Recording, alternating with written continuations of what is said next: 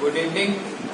पिछले क्लास में हम लोग लेसन 5 नियंत्रण और समन्वय हम लोग ने क्लियर किया था। उस लेसन को पिछले क्लास में हमने समाप्त कर दिया था और कहा था मैंने कि आप लोग को क्वेश्चन आंसर्स बनाने के लिए और जो स्मरणीय बिंदु जो होता है, मैंने हर बार आप लोगों को बोला है, अगर नहीं बोला हो तो अभी बोल देता हूँ कि जो स्मरणीय बिंदु होता है, जो लेसन क्लियर होने के बाद जैसा स्मरणीय बिंदु आता है, वो लोग आप लोग क्या कीजिएगा, लेसन एक बार क्लियर कंप्लीटली आप लोग पढ़ लीजिएगा।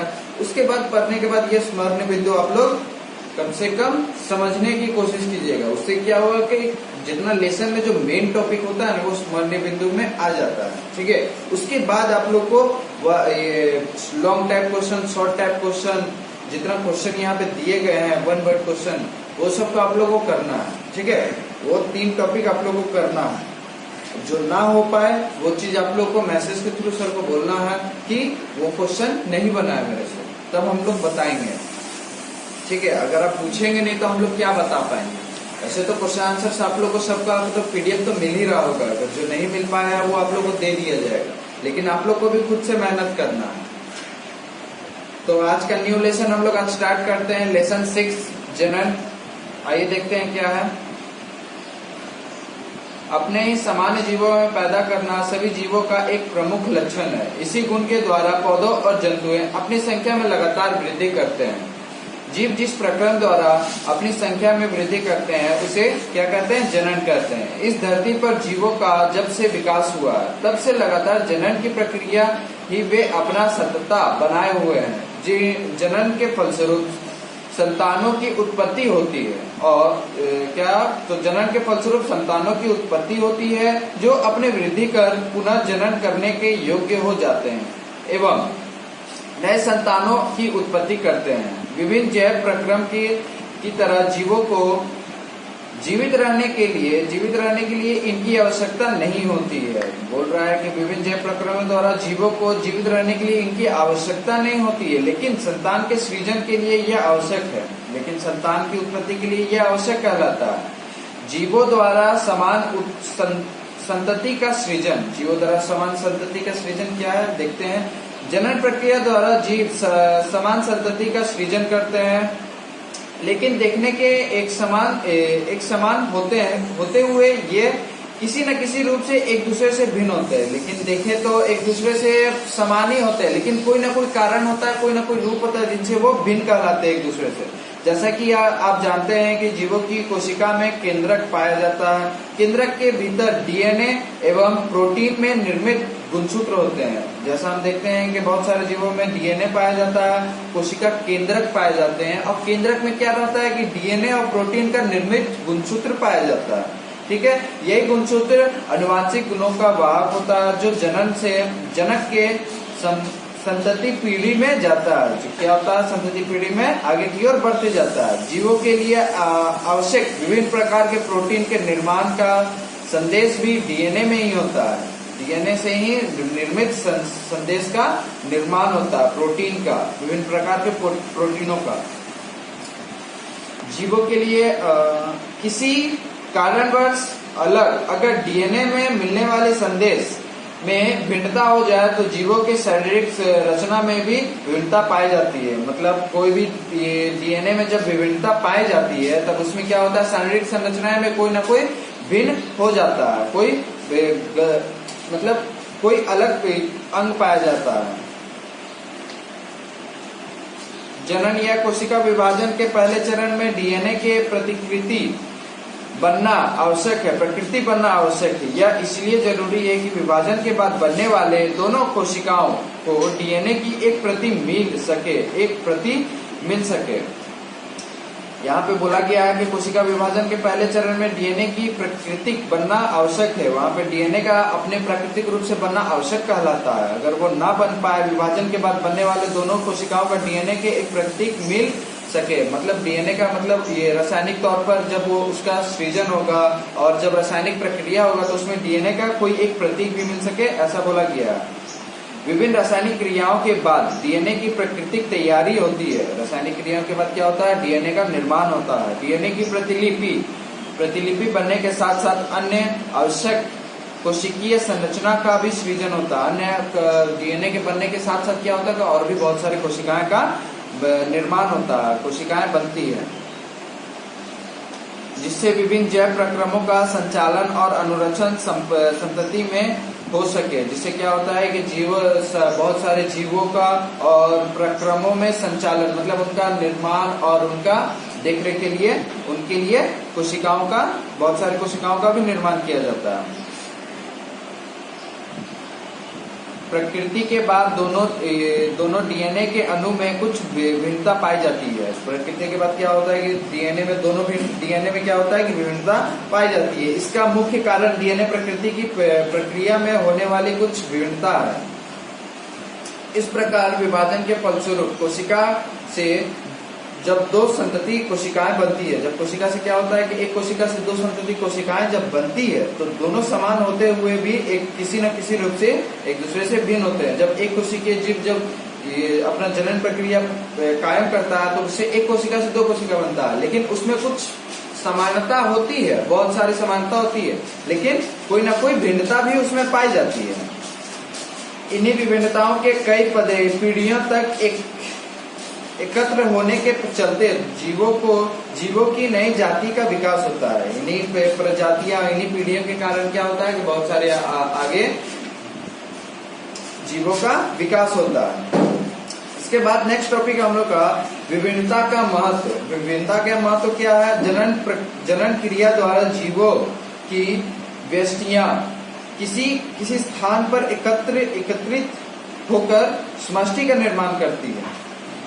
इससे जीवों को जातियां का किसी स्थान पर स्थायित्व कायम रहता है, लेकिन जिस वातावरण में जीव रहते हैं उन्हें प्राकृतिक कारणों में परिवर्तन होते रहने में, जैसे वायुमंडल में तापक्रम में उतार चढ़ाव, जल स्तर में होने वाले परिवर्तन, किसी उल्कापिंड या धरती पर टकराना, भूकंप आदि। मतलब बोल रहे हैं यहाँ पे कि जो जैसे जनन प्रक्रिया द्वारा जो जीव अपने जनसंख्या जैसे बढ़ाते हैं तो उसमें प्राकृतिक आपदा के कारण भी उस सारे जनसंख्या में घटौती भी होता है। जैसे क्या बोला है कि जैसे वायुमंडल में तापक्रम के उतार चढ़ाव, जल स्तर में होने वाले परिवर्तन, किसी उल्कापिंड के धरती पर टकराना, भूकंप आदि, बहुत सारे आपदा के कारण बहुत सारे जीवों का, बहुत सारे मानव का अंत भी हो जाता है, मृत्यु हो जाता है, जिसके कारण यह जनन प्रक्रिया को रोकने का एक कारण यहाँ पे बताया है।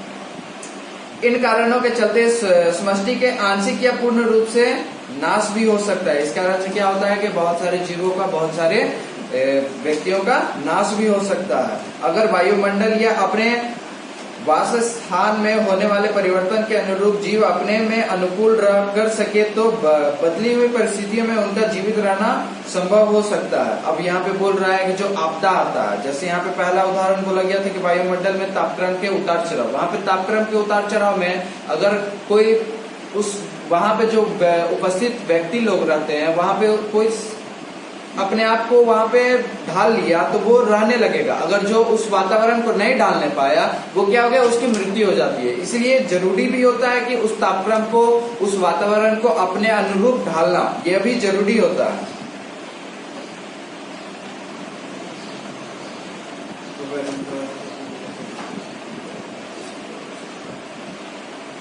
इसी एक उदाहरण से आसानी से समझा जा सकता है। मान ले कि किसी स्थान पर वायुमंडल के तापक्रम में अचानक कमी आ जाती है, जैसा कि मैंने कहा, इसके चलते बहुत से जीव नष्ट हो जाते हैं। तापक्रम की कमी आने से बहुत सारे जीव नहीं रह पाते हैं, बहुत सारे जीव नष्ट हो जाते हैं, नष्ट हो जाएंगे। लेकिन कुछ जीवों जो इस प्रतिकूल स्थिति को सहने के योग्य होंगे, वे धीरे धीरे अपने में परिवर्तित कर अपने को इस वातावरण में रहने लायक बना लेंगे। अब इनमें उत्पन्न अनुकूल विभिन्नताएं एकत्र होने लगेगी एवं कुछ पीढ़ियों के बाद नई जातियों की उत्पत्ति होगी। इस प्रकार किसी जाति के अस्तित्व को बनाए रखने में विभिन्नता बहुत महत्वपूर्ण भूमिका अदा करती है।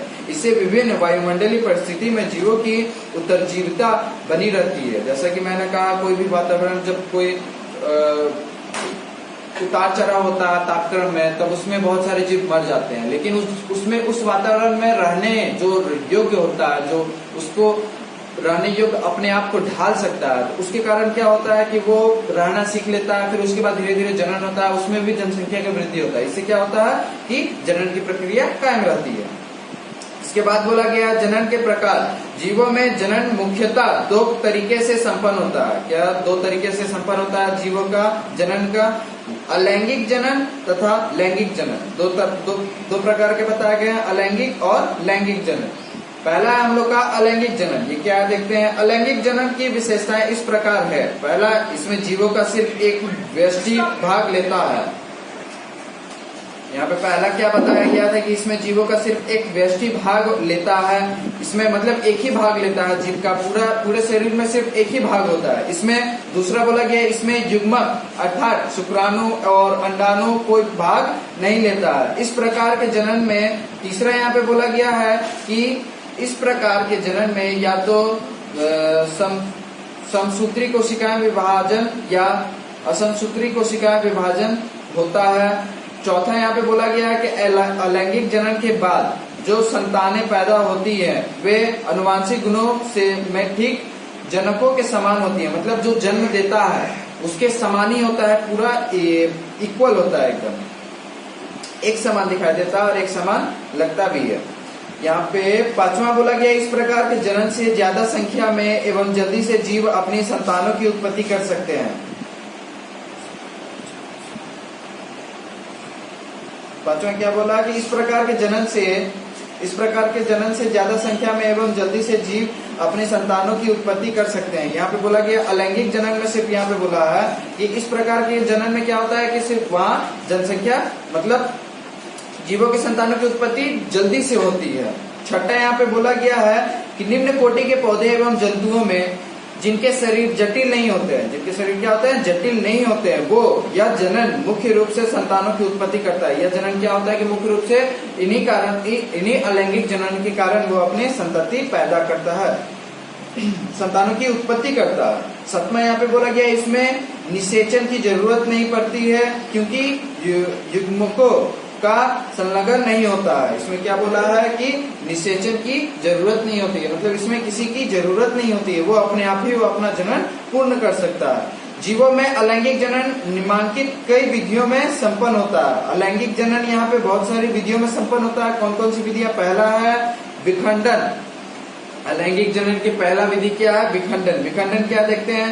विखंडन के द्वारा ही मुख्य रूप से एक कोशिकीय जीव जनन करते हैं। विखंडन के द्वारा ही एक कोशिकीय जीव यहाँ पे विखंडन करते हैं, मतलब जनन करते हैं। जैसे जीवाणु, अमीबा, पैरामीशियम, एक कोशिकीय शैवाल, जुगलीन आदि।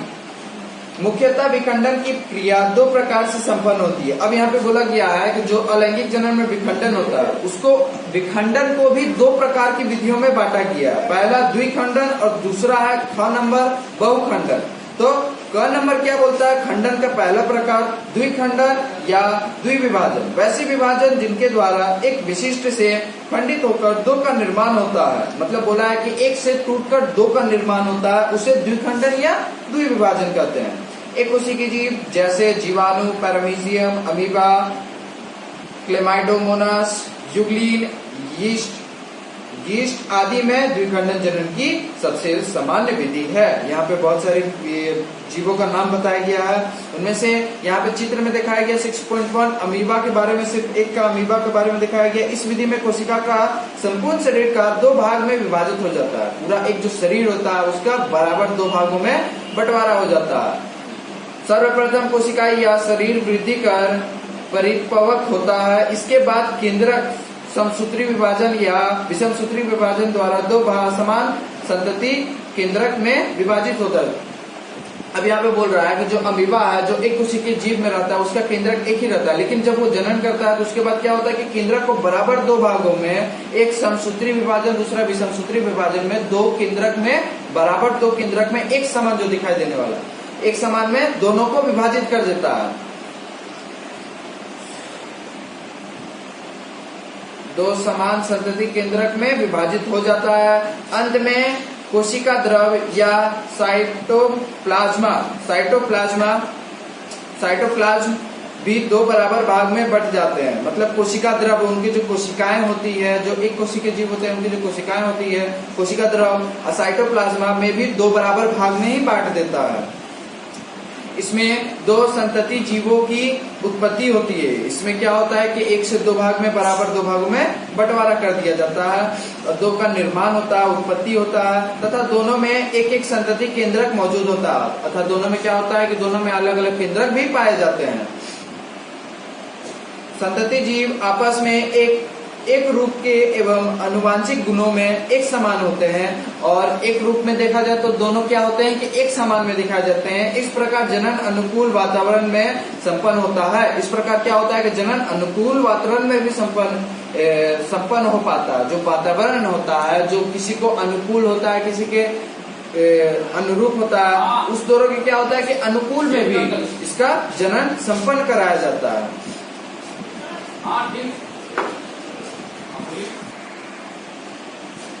जैसा कि यहाँ पे खंडन का पहला भाग था क नंबर द्विखंडन या द्विविभाजन। अब यहाँ पे दूसरा है ख नंबर बहुखंडन या बहुविभाजन। वैसे विभाजन जिनके द्वारा एक यीस्ट खंडन बोला यहाँ पे कि वैसे विभाजन जिसके द्वारा एक व्यष्टि खंडन होकर अनेक व्यष्टियों का उत्पादन करता है। मतलब एक व्यष्टि मतलब एक जीव कोई भी है, उसका खंडन होकर बहुत सारे जीव में बंटवारा हो जाना, उन्हें बहुखंडन या बहुविभाजन कहते हैं। प्रतिकूल परिस्थितियों में कुछ एक कोशिकीय जीव जैसे अमीबा, पैरामीशियम मतलब मिलेरिया परजीवी, निम्न कोटि के शैवाल के शरीर या कोशिका के चारों ओर एक कड़ी भित्ति का निर्माण होता है। मतलब उनके बीच में क्या होता है कि कड़ी भित्ति का मतलब जटिल भित्ति का निर्माण होता है, जिन्हें पुट्टी या शिष्ट कहते हैं। जिन्हें क्या कहते हैं? पुट्टी या शिष्ट कहते हैं। जो यहाँ पे दिखाया गया है चित्र में 6.2 का चित्र का ग नंबर देखिए, यहाँ पे पुट्टी यहाँ पे दिखाया गया। जो अमीबा परजीवी, अमीबा जो जीव है उसके बाहरी का परत के बारे में पुट्टी या शिष्ट का कहा जाता है। कोशिका के भीतर मौजूद केंद्रक बार बार विभाजित होकर संपत्ति केंद्रकों का निर्माण करता है। और मतलब जो कोशिका के भीतर जो केंद्रक होता है वो अपने आप में कोशिकाओं के साथ विभाजित होकर बहुत सारे जीवों का मतलब कोशिकाओं का निर्माण करता है, बहुत सारे केंद्रकों को विभाजित करता है, अपने आप में ही एक दूसरे में विभाजित करते रहता है, बहुत सारे जीव का निर्माण कर देता है। इसके बाद इन केंद्रकों के चारों ओर कोशिका द्रव का आवरण बन जाता है। इसके बाद क्या होता है कि जब केंद्रक जब टूट के बिखर गया, जब बहुत सारे केंद्रकों में विभाजित हो गया, उन बहुत सारे केंद्रकों में सारे केंद्रकों के बाहरी वातावरण आवरण भी बन जाता है कोशिकाओं के द्वारा। इस प्रकार पुट्टी के अंदर कई संतति कोशिकाओं की उत्पत्ति होती है। इस प्रकार क्या होता है? पुट्टी के अंदर कई संतति कोशिकाओं का उत्पत्ति होता है। अनुकूल परिस्थिति में आगमन की पुट्टी फट जाती है। मतलब अनुकूल परिस्थिति में जब उनकी जो समय आती है, जब जनन का समय आता है, तो उन परिस्थिति में क्या होता है कि उनकी पुट्टी जो होती है वो फट जाती है और संतति कोशिकाएं बाहर निकल विकसित हो जाती है, और संतति कोशिकाएं जो होती है बाहर निकल जाती है तथा अनुजात जीव का जन्म होता है, मतलब नए जीव का जन्म होता है। उक्त दोनों प्रकार के विखंडन की विधियों से उत्पन्न वंशजों का अनुजात कहा जाता है। क्या होता है कि विधियों का उत्पन्न मतलब जो जीव का जो उत्पन्न होता है, जीव का जन्म जो होता है, उन्हें क्या कहते हैं? अनुजात भी कहा जाता है। इन्हीं को अनुजात भी कहते हैं। वस्तुतः खंडन में जीव की संपूर्ण शरीर का विभाजन हो जाता है। वस्तुतः क्या होता है कि खंडन के द्वारा ही संपूर्ण शरीर का विभाजन हो जाता है। विभाजन के बाद जनक जीव का शरीर बिल्कुल गायब हो जाता है। जनक जीव का शरीर क्या होता है कि बिल्कुल गायब हो जाता है। जो यहाँ पे अमीबा का जो बहुकोशिकीय जीव में जो दर्शाया गया है, वो अमीबा एक जीव हुआ, उसके अंदर बहुत सारे जीवों का निर्माण हुआ, उसके अंदर जो केंद्रक विभाजित हुआ बहुत सारे केंद्रकों में, उसमें फिर आवरण भी चढ़ा, फिर उसके बाद अनुकूल परिस्थिति में क्या होगा? फटके फिर वो बहुत सारे जीव में बाहर आ जाएंगे, और क्या होगा? जो जनक होते हैं, जो जन्म देते हैं, वो क्या होंगे? मर जाते हैं। वसुता खंडन के जीव संपूर्ण शरीर का विभाजन हो जाता है। विभाजन के बाद जनक जीव का शरीर बिल्कुल गायब हो जाता है एवं सिर्फ उत्पन्न वंशज ही बचे रह जाते हैं। जनक जीव जो जन्म देते हैं वो क्या होता है कि बिल्कुल गायब हो जाते हैं। अतः जनक जीव से उत्पन्न सभी संततियों को अनुजात कहा जाता है। जनक जीव से संतति जो होते हैं उन्हें क्या कहते हैं? अनुजात कहते हैं। बहुकोशिकीय जीवों में जनन की विधि अपेक्षाकृत जटिल होती है, क्योंकि इनमें कोशिकाएं संगठित होकर उत्पन्न उत्तक एवं उत्तकों से विभिन्न अंगों का निर्माण होता है। यहाँ पे बोला है कि बहुकोशिकीय जो जीव होते हैं उनके जनन की विधि जो अपेक्षाकृत क्या होती है? बहुत ही जटिल होती है, बहुत ही हार्ड होती है, क्योंकि इनमें कोशिकाएं संगठित होकर, इनमें क्या होती है कि कोशिकाएं एक संगठित होकर उत्तक और उत्तकों से विभाजित विभिन्न अंगों का निर्माण करती है। उत्तक बनता है, बहुत सारी कोशिकाएं मिलकर उत्तक बनी, और उत्तकों के बनने के बाद बहुत सारे विभिन्न अंगों का निर्माण करती है, इसलिए इन्हें जटिल कहा गया। अतः कोशिका विभाजन द्वारा जनन संभव नहीं है। अतः कोशिका विभाजन के द्वारा क्या होता है कि इनका जनन संभव नहीं कहलाता है। इनमें जनन प्रक्रिया निम्नलिखित विधि से होता है। इनमें जनन प्रक्रिया जो होता है इन्हीं निम्नलिखित विधि के द्वारा पूर्ण होता है। अब यहाँ पे दूसरा बोला गया है मुकुलन। यहाँ पे अलैंगिक जनन का पहला विधि बोला गया था विखंडन का 2 प्रकार, और उसके बाद अलैंगिक जनन का दूसरा विधि क्या है? मुकुलन। मुकुलन क्या है देखते हैं। नेक्स्ट टॉपिक जो यहाँ पे बोला गया है अलैंगिक जनन का दूसरा चरण क्या है? मुकुलन। ये हम लोग अब नेक्स्ट क्लास में जानेंगे। इसको आप लोग क्या कीजिएगा कि जो स्टार्टिंग में जो बताया गया है उसको आप लोग जो जहां तक पढ़ाया गया उसको आप लोग रीड कर लीजिएगा, समझ लीजिएगा। जो ना समझ में आए वो आप लोग पूछिएगा। वो ज्यादातर क्या कीजिए, पूछने की कोशिश कीजिए। इससे क्या होगा, आप लोग का डाउट्स क्लियर होगा। ठीक है, तो जहाँ तक आज का पढ़ाई हुआ वो आप लोग पढ़ लीजिएगा, रीड कर लीजिएगा। जो रीड करने की जो विधि है उसी को बताया गया है और उसी को आप लोग उपयोग भी कीजिएगा। जैसा कि बोला जाता है क्लास होने के पहले पढ़ना है, क्लास होते वक्त पढ़ना है, रीड करना है, और उसके बाद क्लास खत्म होने के बाद भी आप लोग को रीड करना है। ये चीज हमेशा ध्यान में रखिएगा कि अगर आप लोग का क्लास हो गया, आप लोग रीड कर चुके हैं, तो बाद का जो प्रोसेस है वो आप लोग जरूर कीजिएगा। ठीक है, पहले का भी करना है, ऐसा नहीं है कि नहीं करना, लेकिन बाद का जो प्रोसेस होता है, पढ़ने के बाद वाला जो प्रोसेस होता है वो बहुत अहम होता है, इसलिए वो उसको करना जरूरी है। ठीक है, और आगे का भी नेक्स्ट कुछ पेज तक 3-4 पेज लमसम आप लोग आगे का भी रीड करके रखिएगा। ठीक है, तो वो आप लोग नेक्स्ट क्लास में हम लोग बताएंगे।